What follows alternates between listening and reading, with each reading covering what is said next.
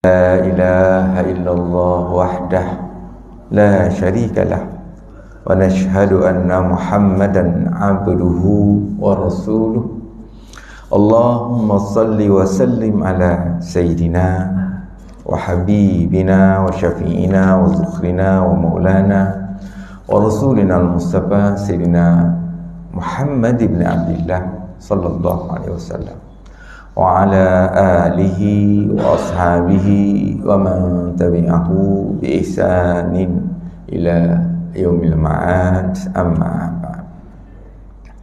قال الله تعالى في كتاب العزيز بعد أعوذ بالله من الشيطان الرجيم سبحانك لا علم لنا إلا ما علمتنا إنك أنت العليم الحكيم.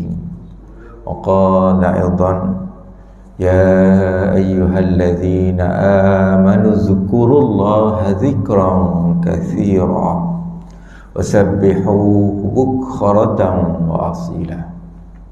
وقال النبي صلى الله عليه وسلم في حديثه من يريد الله به خيرا يفكه في الدين أو كما قال رسول الله صلى الله عليه وسلم. Alhamdulillah, summa alhamdulillah wa syukrillah.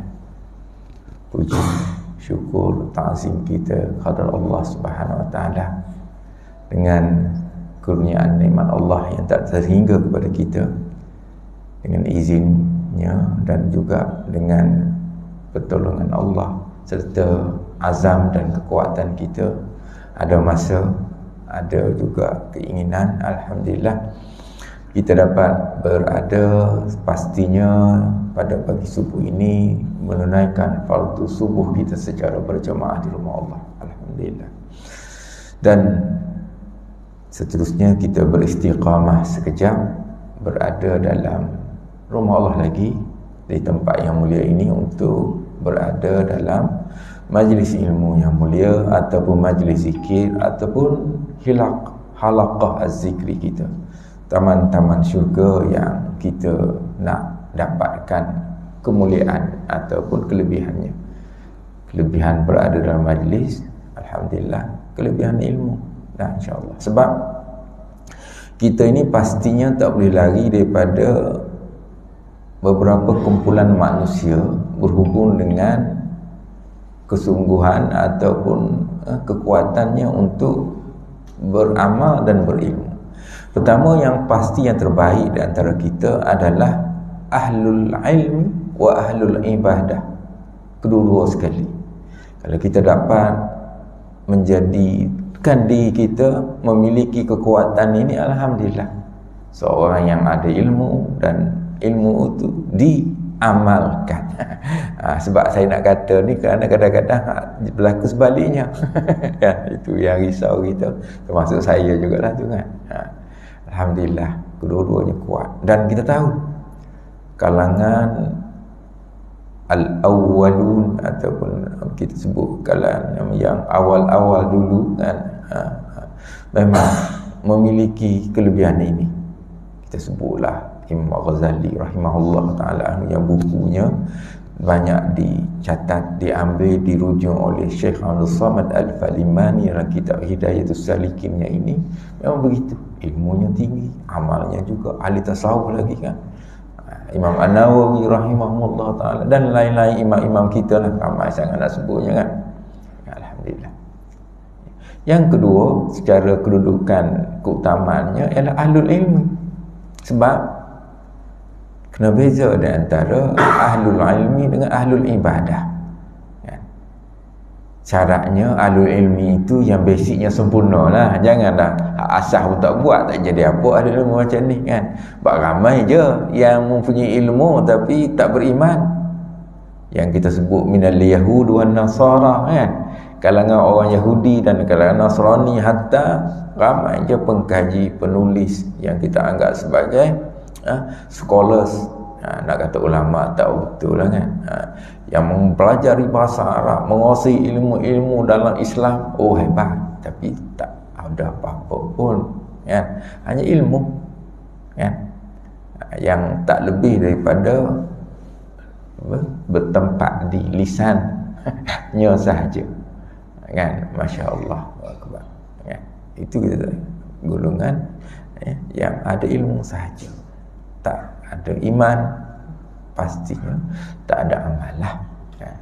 Pasti paling tidak, kalau dalam konteks kita, mereka yang berilmu itu lebih tinggi kerana amalannya lebih betul, tepat, ataupun berdasarkan kepada yang dikehendaki oleh Islam.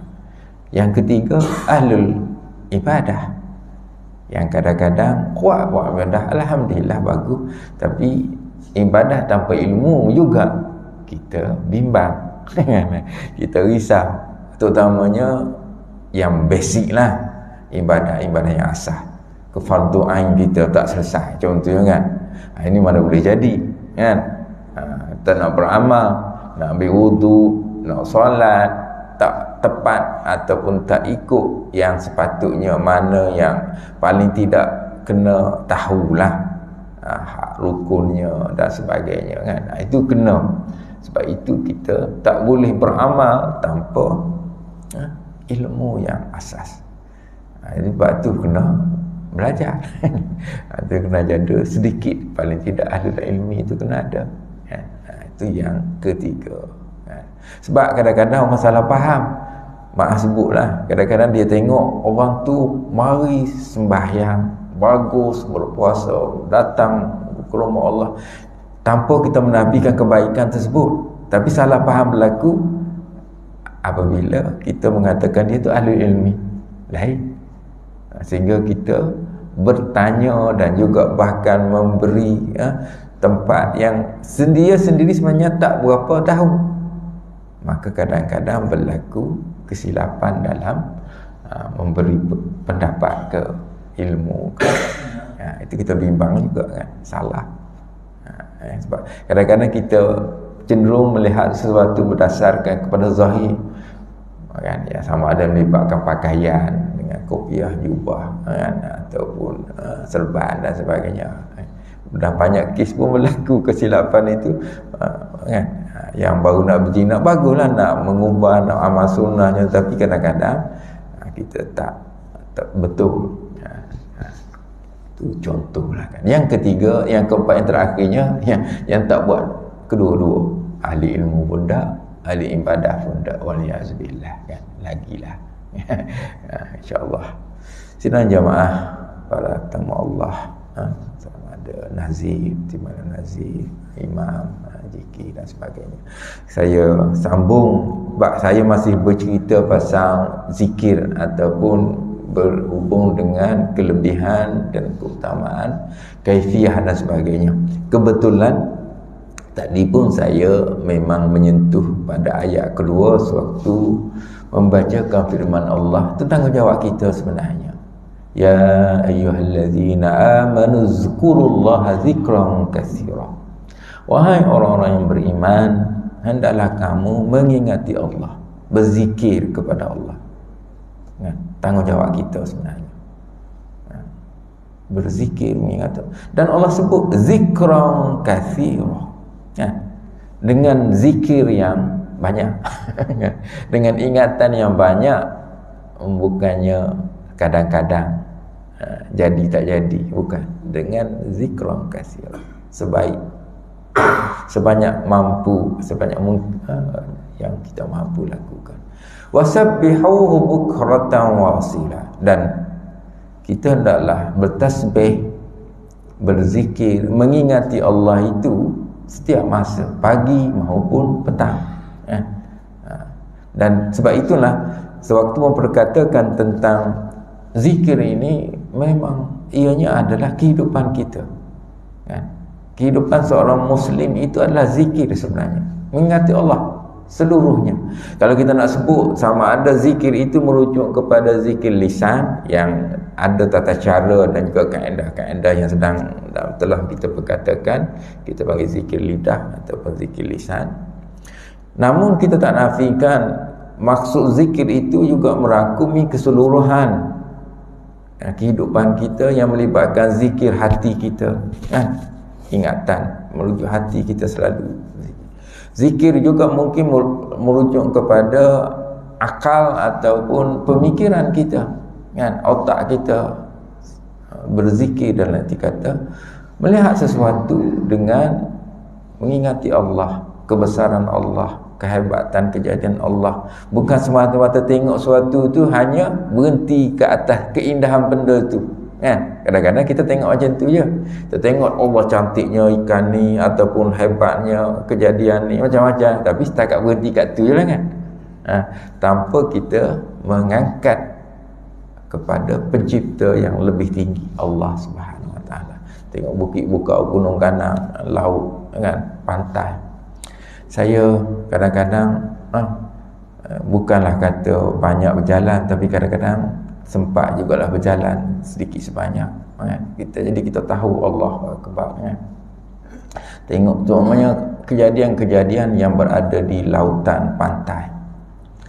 Kalau para jamaah pernah sampai ke Indonesia, tempat seperti Raja Ampat, Bandar Naira ni sebelah Maluku, Sorong, naik ke Raja Ampat sampai ke bandar, sehingga para yang pernah pergi ke sana mengatakan ibarat syurga Tuhan yang jatuh ke bumi ataupun jatuh ke dunia. Masya Allah, dia guna istilah tu, cantik, pantai bersih putih, tengah-tengah lautan Pasifik, luar biasa, dengan ikan jangan cerita, tak orang tak tahu pernah sampai.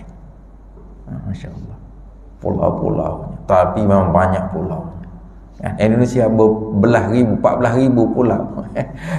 Kan? Nak ceritanya cantik, kan? Kalau berkesempatan, tapi setakat itu, kalau kita nak kata cantiknya itu tanpa kembali kepada penciptanya, tak ada makna sangatlah, kan?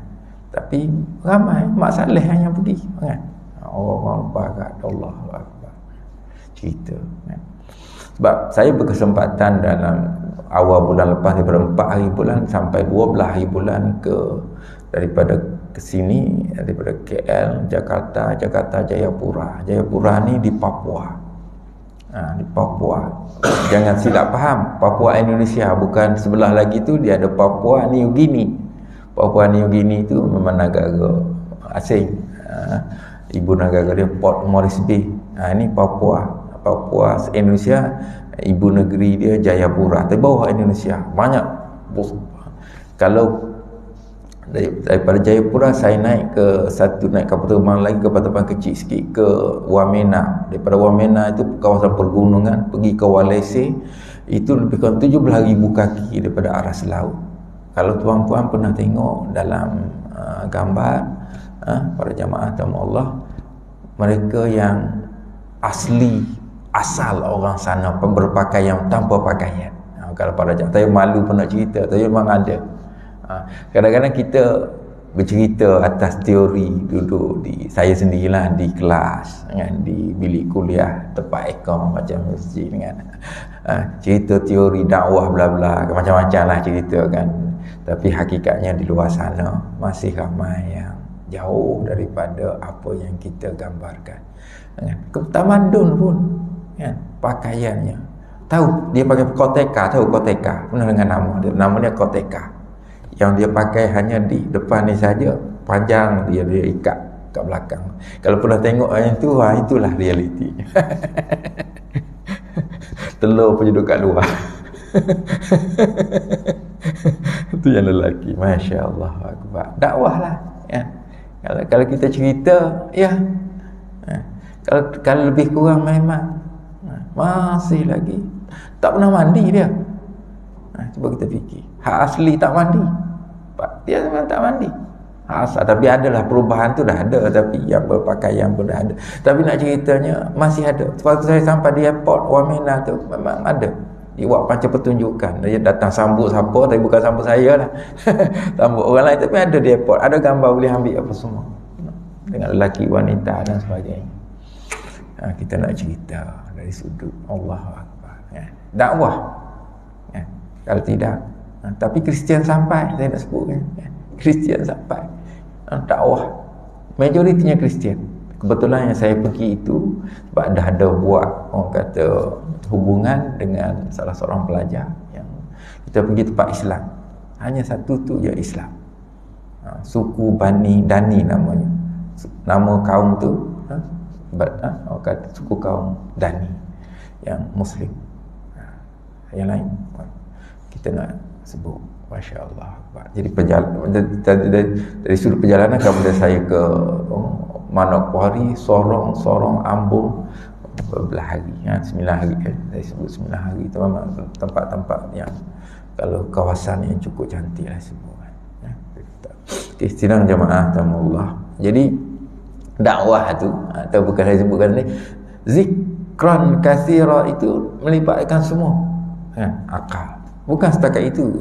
Makna zikir dari sudut pemahamannya adalah hatta solat itu as-salat az-zikr sebenarnya.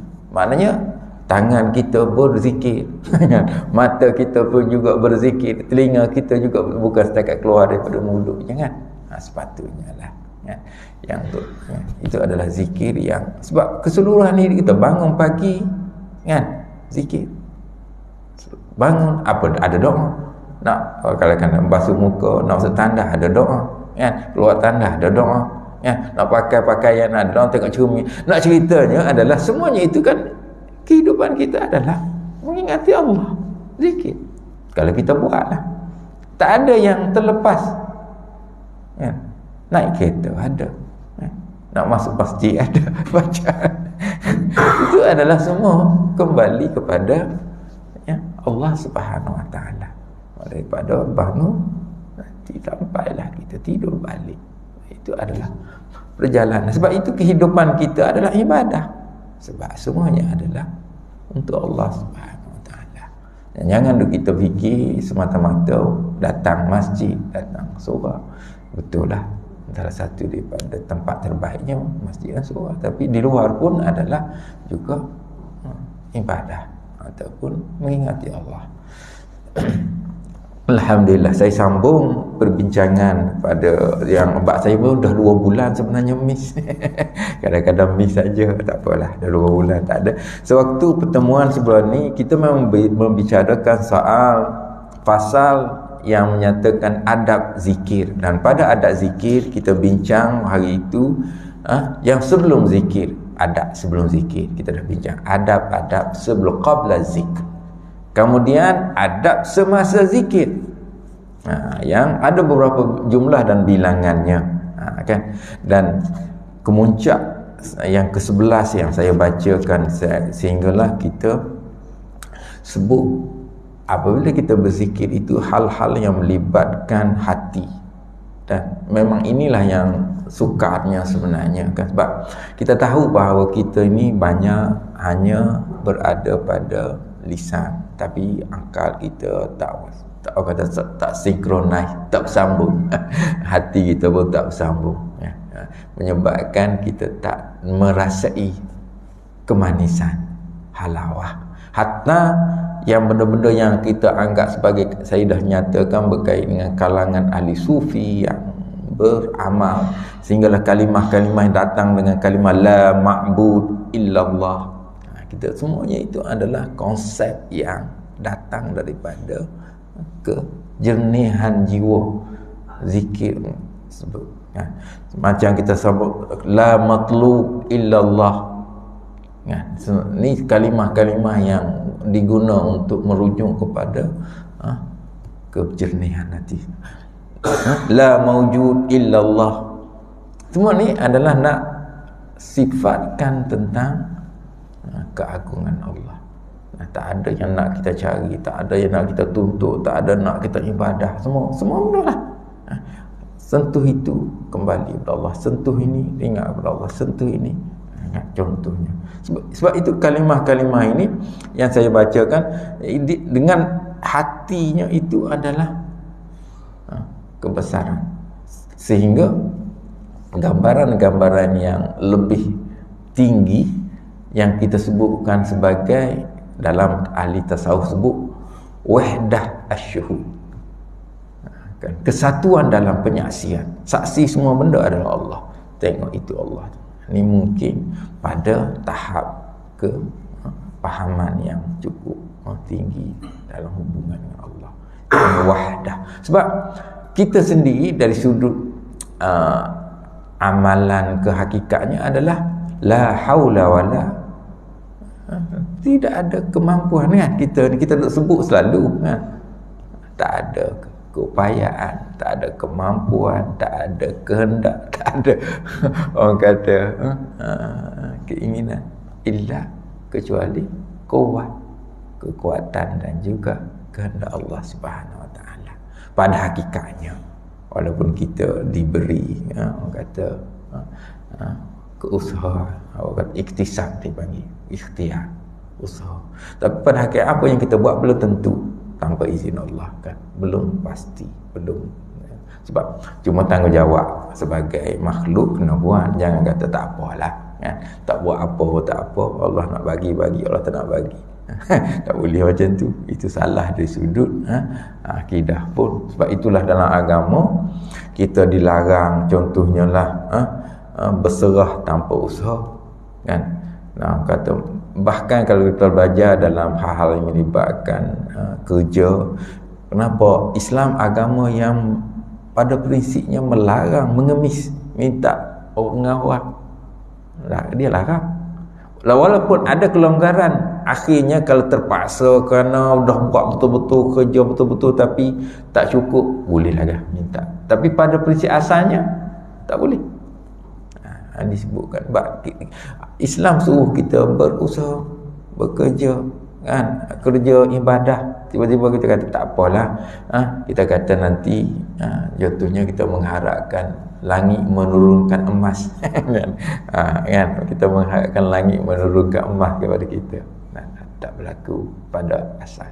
Walaupun Allah yang memberi rezeki pada kita, tapi kita kena usaha. Itu sebab itulah kita cerita kan pasal hadis-hadis kenapa kan, apabila kita baca tentang burung yang pada waktu pagi sekarang ni keluar daripada sarangnya dengan perut kosong dan menuju ke arah yang tak tahu ke mana pun, singgah mana-mana dapat rezeki, ada buah dah, balik petang Allah kat hadis kata perutnya kenyang kan, contohnya. Ada seorang pemuda pernah bertanya kepada Imam Ahmad Ibn Hanbal radhiyallahu rahimahullah ta'ala, dia kata, aku tak apalah ya wahai Imam, tak bekerja pun tengok burung tu, dia kata kenyang juga, ada rezeki juga walaupun ya. Maka kata Imam Ahmad, engkau tak faham maksud hadis sebenarnya kan? Kalau burung tu duduk di sarang dia tak keluar-keluar, dia dapat rezeki kan tak? Imam Ahmad tanya dia kan, kalau dia duduk di sarang tu tak keluar-keluar, dapat rezeki dah? Tak. Hari tak ada, keluarnya burung itulah usahanya. Itu maksudnya.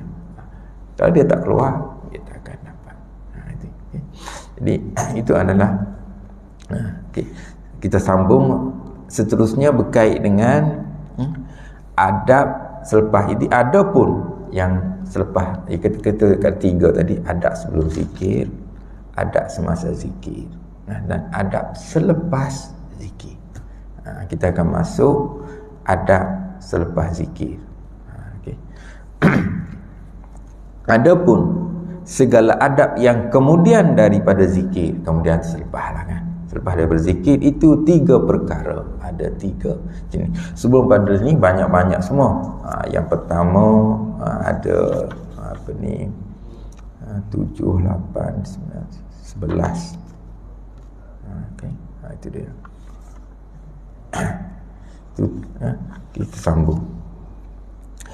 Hendaklah selepas zikir, apa yang patut kita buat? Hendaklah ia tetap, ini beristiqamah, tetaplah ya. Apabila ia diam daripada zikir itu dengan ikhtiarnya, kan, dia tetap. Dan dia, maknanya kita ni kadang-kadang selepas kita berzikir, kita memejamkan mata, contohnya kan, mengingati, guna akal. Sebab itu dalam, contohnya dalam solat, ada salah orang tanya, Ustaz, macam mana ya orang pejam mata sewaktu solat? Kadang-kadang orang dia pejam mata ya. Apa hukumnya pejam mata waktu solat?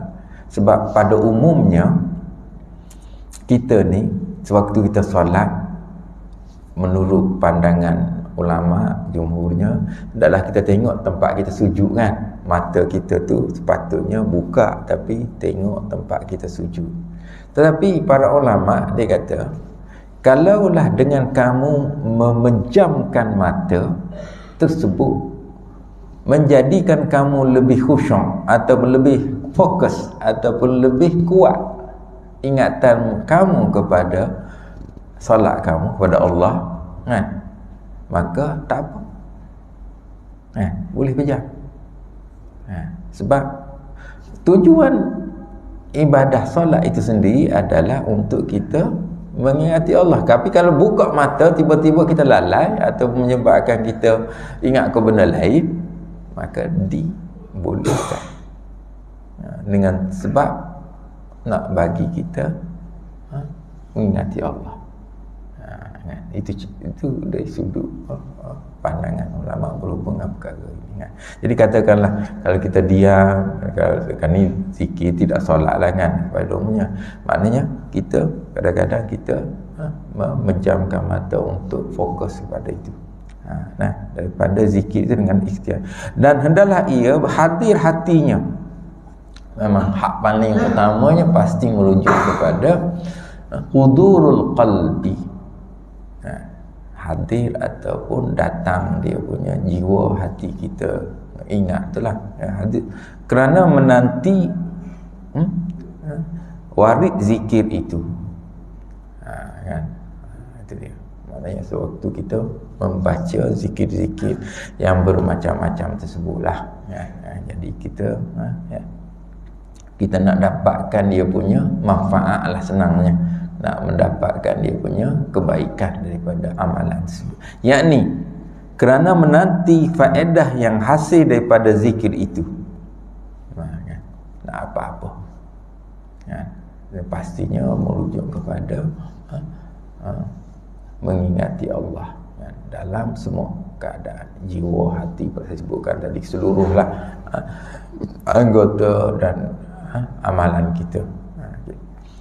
Itu kita nak mendapatkan faedah yang hasil daripada zikir itu. Mudah-mudahan dengan anugerah Allah Ta'ala datang ia atasnya, Allah bagi kemuliaan kan, kelebihan, keutamaan, yang mana kadang-kadang benda-benda macam ni pun dalam perbincangan para ulama dia tak sepatutnya kalau Allah anugerahkan dengan pengetahuan ke, sebab zikirnya itu ilmu-ilmu laduni ke, kalau pernah dengarkan istilah-istilah ilmu laduni, ilmu yang diilqa, yang dicampakkan, dimasukkan ke dalam hati secara terus oleh Allah Subhanahu Wa Taala. Kadang-kadang boleh berlaku kan. Sebab itu ada cerita-cerita yang luar biasa kepada ahli ibadat, ahli ilmi kan, yang kadang-kadang tidak normal pada pandangan kita. Kedengaran suara-suara kan, betul boleh berlaku sewaktu dia sedang beribadat kan. Cuma ya kita sendiri ni tak pernah terima, tak pernah rasa kan, kita dengar baca. Contohnya saya pernah baca dalam kata kitab Mukashafatul Qulub Imam Al-Ghazali, berhubung dengan seorang yang dalam cerita itu dia ni adalah ahli maksiat sebenarnya. Ada seorang tu dia ni banyak buat maksiat jugalah. Saya rangka-rangkakan cerita, saya nak berhenti pukul 7 dulu, saya nak berhenti kan. Dia ni kadang banyak buat maksiat, minum arak. Tapi kita kena faham kadang-kadang buat maksiat ni satu hal, tapi jangan kita melaknati orang satu hal walaupun ahli maksiat, bukan kerja kita. Jadi dia ni buat maksiat. Biasa kalau buat maksiat kadang-kadang dia mabuk. Apabila dia mabuk, dia minum arak kan. Kadang-kadang dia ganggu orang. Jadi jiran-jiran, orang kampung pun tak suka dengan dia. Satu malam takdirnya dalam cerita tersebut dia meninggal. Dia meninggal dunia.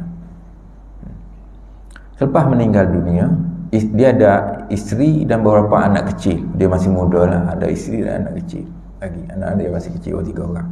Jadi Apabila dia meninggal, isterinya pun maklum kepada penduduk suaminya meninggal. Jadi minta tolonglah, uruskan daripada malam sampai pagi. Pagi tak ada orang seorang datang rumah dia nak urus jenazah yang mati, tak ada orang. Maka isteri dia sampai ke pagi tak ada orang datang, dah pertengahan pagi, kata pukul 10 ke 11, mandikan jenazah suaminya sendiri. Mandi kapan dan buat sendiri, tak ada orang datang, orang tak nak urus, sebab ahli maksiat. Maka sampailah tengah dah sebab siap semua nak solat, tak ada orang datang. Si isterinya pun upah orang bawa pergi masjid. Sampai di masjid orang pun tak layan juga, tak nak solat.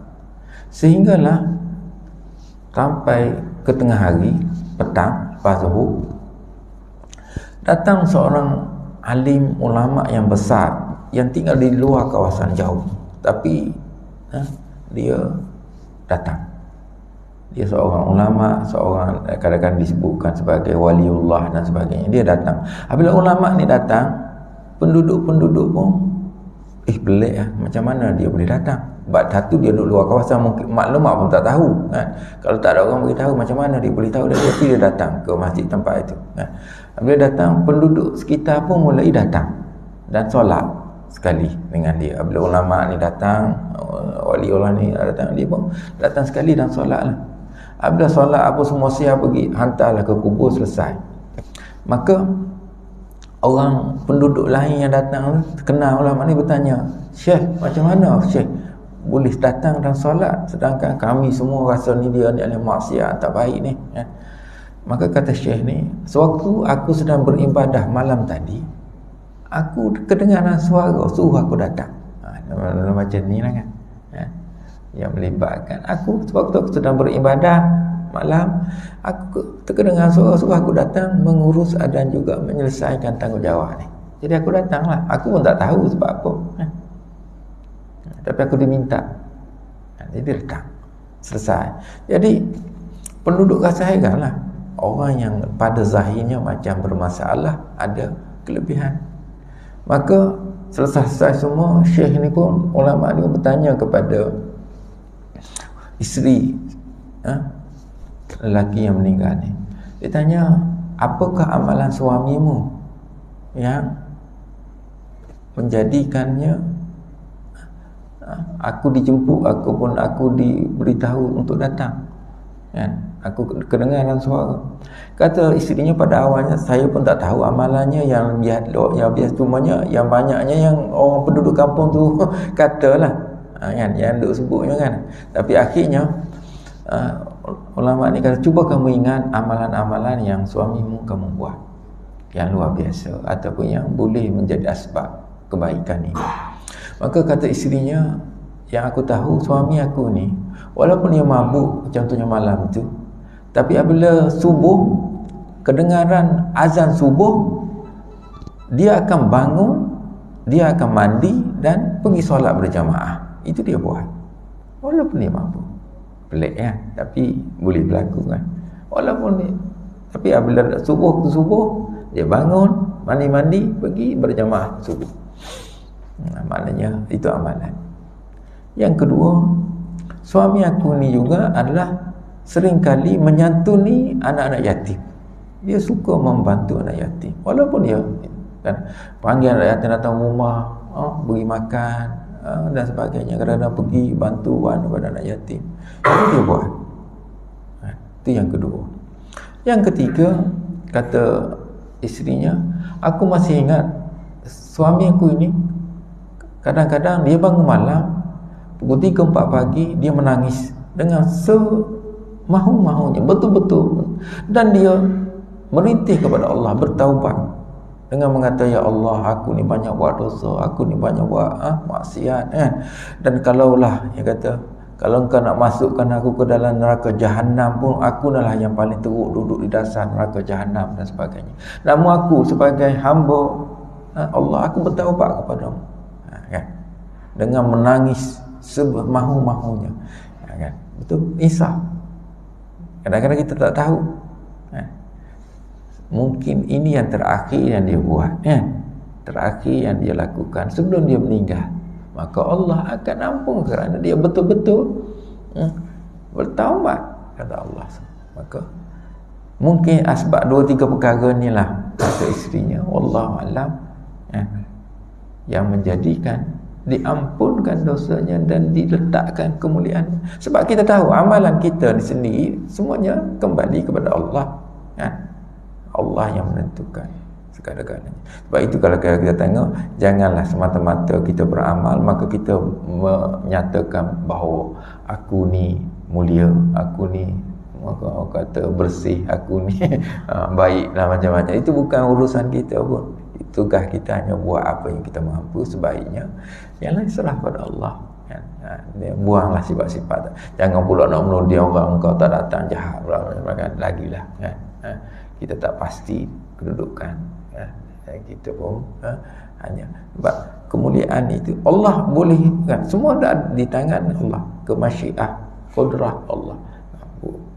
Bertaubat ke. Kerana itulah kita tahu dalam hadis-hadis sebut ada orang yang beriman waktu pagi, kufur waktu petang. Ada orang terbalik boleh berlaku kerana sebab-sebab yang kita tak pasti. Jadi sedikit kata perkara yang kita kena yakin bahawa kita adalah kembali kepada Allah. Okey, saya kira saya pun tak nak panjang sebab saya pagi Ahad ni biasanya janji kawan-kawan nak kayu bersikah saja. Jadi saya minta maaf, nanti saya akan sambung sedikit lagi, masih lagi mengharapkan redha Allah Subhanahu Wa Taala. Jadi aku lu qouli hadza wa astaghfirullahalazim li wa lakum wa lisa'il muslimina wal muslimat wal mu'minina wal mu'minat fastaghfiruh ya fawzal mustaghfirin wa ya najat at-taibin. Allahumma aftah alaina futuhal arifin warzuqna fahman nabiyyin wa hifzal mursalin wa ilhamal malaikal muqarrabin. Allahumma faqqihna fid din wa 'allimna at-ta'wil wahdina ila siratal mustaqim. Alhamdulillah rabbil alamin. Taqabbalallahu minkum minna wa minkum taqabbal ya karim. Assalamualaikum warahmatullahi taala wabarakatuh. Subhanakallah wa bihamdika asyhadu an la ilaha illa anta astaghfiruka wa atubu ilaik.